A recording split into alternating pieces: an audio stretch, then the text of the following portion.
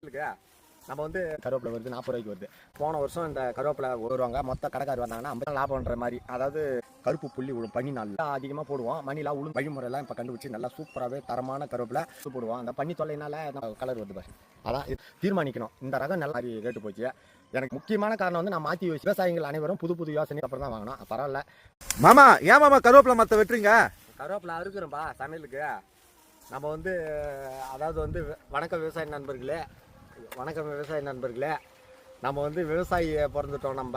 அதாவது வந்து நம்ம விவசாயத்தில் போன வருஷம் இந்த கருவேப்பிலை ஒரு வீடியோவும் போட்டிருக்க நடும்போது போன வருஷம் போட்டுட்டு ஆடி மாதம் போட்டோம். ஆடி ஆவணி புரட்டாசி ஐப்பசி கார்த்தி மார்கழி மாதம் ஒரு அறுப்பு அறுத்தோம். அதுக்கப்புறம் வந்து இன்னொரு அறுப்பு நடுவத்தில் ஒரு அறுப்பு அறுத்தோம். 4 மாதத்துக்கு ஒரு அறுப்பு. இது ஃபஸ்ட்டு 2 அறுப்புமே வேஸ்ட்டு, சுத்த வேஸ்ட்டு. 10 ரூபா 5 ரூபா போச்சு, விலை இல்லை. ஆனால் இந்த தை மாதம் இது வந்து நல்ல ரேட்டு போச்சு. அதாவது வந்து ஒரு 55 ரூபா 50 ரூபான்ற மாதிரி ரேட்டு போச்சு. எனக்கு இந்த வருஷத்துலேயே இது ஒன்று தான் லாபம்ன்ற மாதிரி. அதாவது செலவு ஒரு 30,000 செலவு ஆகியிருந்தாலும் மீதி ஒரு 50,000 ரூபாய் கிடச்ச மாதிரி.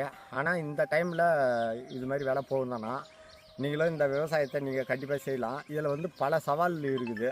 இதில் வந்து பூச்சி மேலாண்மை அதிகம். அதாவது வந்து புழு வருது, இலை சுட்டு புழு வருது. ரெண்டாவது வந்து இந்த பனி நாளில் வந்து இலையில் வந்து புள்ளி புள்ளியாக இருக்கும். ஏற்கனவே கூட சொல்லிக்கிறேன், இலையில் வந்து புள்ளி புள்ளியாக கருப்பு புள்ளி விழும் பனி நாளில். அந்த கருப்பு புள்ளியெல்லாம் அந்த நோயில் கண்டுபிடிச்சிட்டேன். நோவுலேருந்து அந்த வழிமுறையெல்லாம் இப்போ கண்டுபிடிச்சி நல்லா சூப்பராகவே தரமான கருவேப்பிலை, அதுவும் ஃபஸ்ட்டு குவாலிட்டி. அதாவது வந்து ஃபஸ்ட்டு குவாலிட்டியை நான் ரெடி பண்ணிட்டேன். நம்ம ஏரியாவில் நிறைய பேர் போட்டுக்கிறாங்க, ஒரு 4-5 பேர் போட்டுக்கிறாங்க. அவங்களாம் என்ன இது எங்களுக்கு வரலன்னு சொன்னாங்க. இது வந்து செங்காம்பு ரகம், வந்து செங்காம்பு. விவசாயி அனைவரும் செய்யலாம். ஏன்னா எல்லாமே சாப்பிட்றதுன்றதுனால டிமாண்ட் என்றைக்குமே உண்டுன்னா 5 ரூபா போகும் ஒரு நேரம், 50 ரூபா போகும் ஒரு நேரம். அதெல்லாம் நம்ம பார்க்கக்கூடாது. ஒரு விவசாயத்துக்கு இப்போ எவ்வளோ ரூபா போகுது? நீங்கள் எவ்வளோ ரூபாய்க்கு விற்கிறீங்க? இப்போ வந்து சில்லறையில் 60 ரூபான்னு கொடுத்தேன். மொத்த வியாபாரி வருவாங்க, மொத்த கடைக்கார் வந்தாங்கன்னா 57 ரூபா கொடுத்தேன். இத்தனி அறுப்பு வேஸ்ட்டு, 2 அறுப்பும் வேஸ்ட்டு, 3வது அறுப்பு பரவாயில்ல. நான் ஏன் உண்மை தானே சொல்லணும், பரவாயில்ல. இந்த அறுப்பு பரவாயில்ல, செலவு போக லாபம் கிடச்சிது. இல்லை, இப்போ பழைய வீடியோவில் சொன்னீங்களே 10,000 கிடச்சிது, ஒரு பதியில் 10,000 20,000 கிடச்சிது. அது செலவுக்கும் அந்த இதுக்கும் தான் சரியாக போச்சு. ஒரு 10,000 கிடச்சதெல்லாம் ஒரு லாபம் விவசாயத்தில் கிடையாது. தண்ணி இறைக்கிறதுக்கும் அந்த இதுக்கும் தான் சரியாகும். இதில் வந்து ஒரு 50,000 கிடச்சதுன்னும் போது நம்மளுக்கு ஒரு தெம்பாக இருக்கும். அதே அறுப்பு கிடைக்குமானா கிடைக்காது. இந்த ஒரு சீசன் மட்டும் தான் கிடைக்கும். நம்ம ஏரியாவில் வந்து மணிலா அதிகமாக போடுவோம், மணிலா உளுந்து போடுவோம். அந்த பனி தொல்லையினால் நம்ம மாற்றி செய்வோம்னு சொல்லிட்டு துணிஞ்சு தான் செஞ்சேன். கண்ணே 45,000 ரூபாய்க்கு கன்று வாங்கிட்டு வந்துட்டேன். அதாவது வந்து விவசாயிங்க செய்யலாம், கொஞ்சம் நுணுக்கமாக செய்யணும். அந்த நோயை வந்து க்ளோஸ் பண்ணணும், மீதி ஒன்றும் கிடையாது. அந்த நோய் வரலன்னா கருவேப்பிலை சூப்பர் டாப்பு. செங்காம்பு நடணும், வெள்ளைக்காம்பெல்லாம் நடக்கூடாது. அது வந்து நம்ம விவசாயிகளுக்கு நான் முக்கியமாக சொல்ல வேண்டியது. ஏன் வெள்ளைக்காம்பு நடக்கக்கூடாதுன்னா லாபம் வராதா? அது வந்து ஓடாது. இது செங்காம்பு வந்து விரும்பி வாங்குறாங்க. அதே வந்து வெள்ளைக்காம்புன்றது வந்து ஆந்திராவில் ரெடி ஆகுது. இன்றைக்கும் ஆந்திராவிலேருந்து கருவேப்பிலை வருது, 40 ரூபாய்க்கு வருது. அப்போ என்ன ஆகுது, அது வந்து தரம் கம்மி. இந்த ரகம் வந்து செங்காம்புனா இந்த காம்பில் வந்து சிகப்பாக கலர் வருது பாரு. அதான் இதனால தான் இது வந்து செங்காம்புன்னு.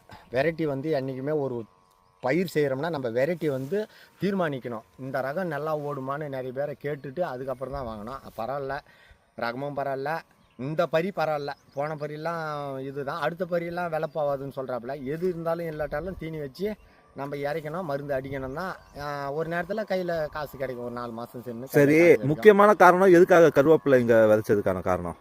முக்கியமான காரணம் வந்து நான் மாற்றி யோசிக்கிற ஆள். அதாவது வந்து கருவேப்பிலை போடணும், மிளகு கூட போட்டிருக்கேன். மிளகு ஒரு 50 சென்ட் போட போகிறேன்.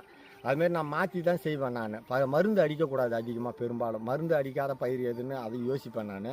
யோசித்து செய்வேன். சவுக்கு அதிகமாக போகுதுங்க, மல்லாட்டை போடாததுனால சவுக்கு நடுறாங்க. அந்த நேரத்தில் நம்ம இது மாதிரி மாற்றி, நானும் சவுக்கு நட்டுக்கிறேன். இது மாதிரி மாற்றி செஞ்சோம்னா லாபம் வரும். நம்மளுக்கு வேறு மேலே இருந்தெல்லாம் காசு வராது. இது மாதிரி இந்த உழைச்சா தான் காசு வரும், வேறு எங்கேருந்து காசு வராது. அதனால் நம்ம வந்து மாற்றி செய்கிறோம், மீதி ஒன்றும் இல்லை. இதுதான் முக்கியமான காரணம். விவசாயிகள் அனைவரும் புது புது யோசனையாக புதுசு செய்யலாம். இதே மிளகு கூட செய்யலாம், நல்ல லாபகரமான பயிர் தான். மிளகு கூட செய்யலாம், நானும் செய்ய தான் போகிறேன். அந்த பயிர் மஞ்சள் செய்ய போகிறேன். மஞ்சள் ஒரு 5 சென்ட் போட போகிறேன். அது நல்லா விளையும். அது இல்லை, இது எல்லாமே நீங்கள் வந்து வியாபாரத்துக்காக செய்கிறதா? வியாபாரத்துக்காக நான் அதிகமாக செய்கிறேன். இப்போதைக்கு வியாபாரத்துக்கு செய்கிறேன். முதல்ல ட்ரையல் பண்ணுவேன், ஒரு வெற்றி வேறு கூட ட்ரையல் பண்ணுவேன். நான் முதல்ல ட்ரையலில் சக்ஸஸ் ஆகிடுதுன்னா உடனே நான் என்ன பண்ணுவேன், அந்த வெற்றி வேரை வந்து ஒரு 5000 பேக் போடுற மாதிரி ஐடியாவில் இருக்கிறேன். அது சக்ஸஸ் ஆகணும், 3 கிலோ அதில் வெரைட்டி வரணும். அதுக்கப்புறம் தான் நான் வந்து அது சக்ஸஸ் பண்ணுவேன். நிறைய பேர் நட்டுட்டு வரலன்னுவாங்க. அதில் முக்கியமான காரணம் ஒன்று இருக்குது. விவசாயம் பிறந்துட்டோம்னா நம்ம வந்து மனுஷனுக்கு எப்படி தாய்ப்பால் முக்கியமோ அதுபோல் பயிருங்களுக்கு பூமிக்கு வந்து முக்கியமான தாய்ப்பால்னு சொல்லிட்டு கேட்டோன்னா ஆட்டு புழுக்கையும் மாட்டு எருவும் தான் நம்மளுக்கு தேவை. அந்த கோமியம் அதெல்லாம் தான் தேவை. அது ஏன்னா அது பூமியில் போட்டால் அதில் முக்கியமான ஒரு ரியாக்ஷன் நடக்குது. என்ன ரியாக்ஷன்னா, பூமியில் இருக்கிற அந்த நுண்ணுயிர்கள்லாம் வந்து பயிருக்கு தேவையான நுண்ணுயிர்கள்லாம் வந்து பெருகுது. இந்த ஸ்தானம் போட்டால் பெருகுது. ஆனால் இது வந்து கண்கூடா நம்ம பார்க்குறது. கவர்மெண்ட்டில் சொல்லின்னு தான் இருப்பாங்க, ஆனால் நம்ம காதில் வாங்க மாட்டோம். ஏன் வாங்க மாட்டோன்னா, அவங்க சொல்கிறாங்க எருவு அடிக்கணும்னா 2000 5000 ஆகும். நம்ம எங்கேருந்துடா எருவு அடிக்கணும், ஒரு மூட்டை டிஏபி எடுத்துன்னு வந்து போட்டோம்னா நம்மளுக்கு விளைஞ்சி தள்ளிடும். அது அப்போ தான் விளையும், 1 வருஷம் தான் விளையும். 1 வருஷம் ஒரு 2 வருஷம் விளையும். அதுக்கப்புறம் என்ன பண்ணுன்னா, அந்த நுண்ணுயிர்கள்லாம் வந்து கம்மியாக ஆரம்பிச்சிடும். மண்புழு கம்மியாக ஆரம்பிச்சிடும். மண்புழு என்ன வேலை செய்யுதுன்னா, எருவு கொட்டினோம்னா அந்த எருவு அந்த மண் சாப்பிட்டுட்டு அது ரியாக்ஷன் பண்ணணும். அதாவது அது வெளியில் விடுற மண் வந்து அந்த அதாவது வந்து சூடாமோனாஸு விரிடி, அந்த டைக்கோடர்மா விரிடி, அதாவது வந்து இந்த ரைசோபியம் என்ற நுண்ணுயிர்கள்லாம் வந்து நம்ம பூமியில் வந்து பெருகிடும். பெருகும் போது என்ன ஆகுதுன்னா, பங்கஸ்ன்னு சொல்லிட்டு ஒரு நோய் ஒன்று வரும். அந்த பங்கஸ்லாம் வந்து அந்த நுண்ணுயிர் பெருகிச்சுன்னா அந்த பங்கஸ்லாம் அழிஞ்சிடும். அதனால தான் வந்து சவுக்கு ஒரு இடத்துல வந்து திட்டா மஞ்சள் ஆகி சாகும். அது இந்த ப்ராப்ளம் தான், மீதி ஒன்றும் இல்லை. அவங்க வந்து டிஏபியும் அந்த ஊரியாவும் அதிகமாக யூஸ் பண்ணுறதுனால அந்த நுண்ணுயிர்கள்லாம் வந்து இறந்ததுனால அது என்ன பண்ணும், ஃபங்கஸ் அதிகமாக அது பெருக ஆரம்பிச்சதுன்னா அந்த கண்ணு வச்ச உடனே அதில் போய் அப்படியே வேரில் வந்து அது கருப்பாக வெள்ளையாக அப்படியே பிடிச்சி பூஞ்சான மாதிரி ஆகி அந்த கண்ணு வந்து சாகும். அதுக்கு மருந்தெல்லாம் நம்ம சொல்லுவோம், அதை கடைப்பிடிச்சோம்னா சரியாயிடும். இந்த எருவு போடுறதுனால விளைவுகள் என்னன்னு கேட்டிங்கன்னா, எருவு போடுறதுனால எல்லா பயிருமே வரும். தமிழ்நாட்டில் இருக்கிற எல்லா பயிருமே வரும், ஆந்திராவில் இருக்கிறது வரும், கர்நாடகாவில் இருக்கிறது வரும். குளிர் பிரதேசத்தில் இருக்கிற பயிர் தான் வராது இங்கே. மீதி எல்லா பயிருமே வரும். கம்பல்சரி 100க்கு 100 வரும். எருவு போடாமல் நிறைய விவசாயிங்க வந்து செய்வாங்க, செஞ்சுட்டு சக்ஸஸ் ஆக மாட்டாங்க. நீங்கள் வந்து இந்த பொங்கலுக்கு நான் முக்கியமாக சொல்ல வேண்டியது இதுதான் சொல்கிறேன். ஒரு விவசாயியாக இருந்தால் ஆடு வச்சுருக்கணும், மாடு வச்சுருக்கணும்.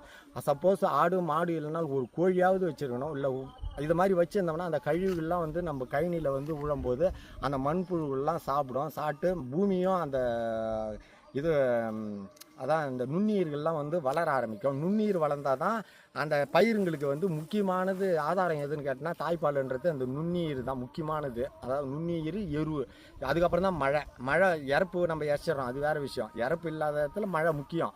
அவன் இருந்தாலும் சொல்கிறேன், நான் இறப்பு இறக்கிறதுக்காக சொல்கிறேன். நான் எருவு முக்கியமாக ஒரு கழனிக்கு வந்து ஒரு 4 டிப்பர் 5 டிப்பர் எருவு போடுங்க. எருவு போட்டு 2 வருஷம் எருவு போட்டால் தான் 3வது வருஷத்துலேருந்து தான் நம்ம கழனி மாறிச்சுன்னா அதுக்கப்புறம் நல்லா விளையும். இது வந்து விவசாயிங்க வந்து எங்கள் சேனலை வந்து முழுசாக பாருங்கள். ஒவ்வொரு விவசாயிகளும் இதை வந்து கடைப்பிடிச்சாங்கன்னா, நான் சொல்கிற முறையில் கடைப்பிடிச்சாங்கன்னா லாபம் வரும். கண்டிப்பாக லாபம் வரும். லாபம் வராத நஷ்டம் வராது. நீங்கள் இதை கண்கூடாக பார்க்கலாம். நீங்கள் வந்து ரசாயன உரத்தை தவிர்த்துட்டு எருவு போடுங்க. எருவு போட்டிங்கன்னா அவ்வளோ நல்லது. 100க்கு 100 சக்ஸஸ். எப்பயுமே நல்லா வரும். தழலாம் எப்படி நல்லா பெருசாக இருக்குது பாருங்க, நல்லா இருக்கும் தழலாம். சரி, அப்போ நீங்கள் வந்து முடிஞ்ச அளவுக்கு ரசாயனம் போட மாட்டீங்களா, இல்லை ரசாயனமே போட மாட்டீங்களா? அதாவது வந்து நான் வந்து ரசாயனம் போடுவேன், எருவு போடாத சூழ்நிலை வழி வரல. அதாவது வந்து என்னால் முடியல, எருவு சுத்தமாக கிடைக்கல. அதாவது எல்லா விவசாயம் சொல்கிறது தான், சுத்தமாக கிடைக்கல. ரேட் அதிகம்லாம் அதெல்லாம் நான் சொல்ல மாட்டேன். ஒரு வண்டி சராசரியாக ஒரு டிப்பர் வந்து 2000 ரூபா விற்கிதுன்னா 2000 ரூபா ஒர்த்து தான். அது 2000 ரூபா 2500 ஆகுது வண்டி வாடகையோட. போட்டிங்கன்னா உங்களுக்கு வந்து வளம் வந்து அந்த மண் வந்து சந்ததி நம்ம புல்லை பேரன் எல்லாம் பயிரிடலாம்.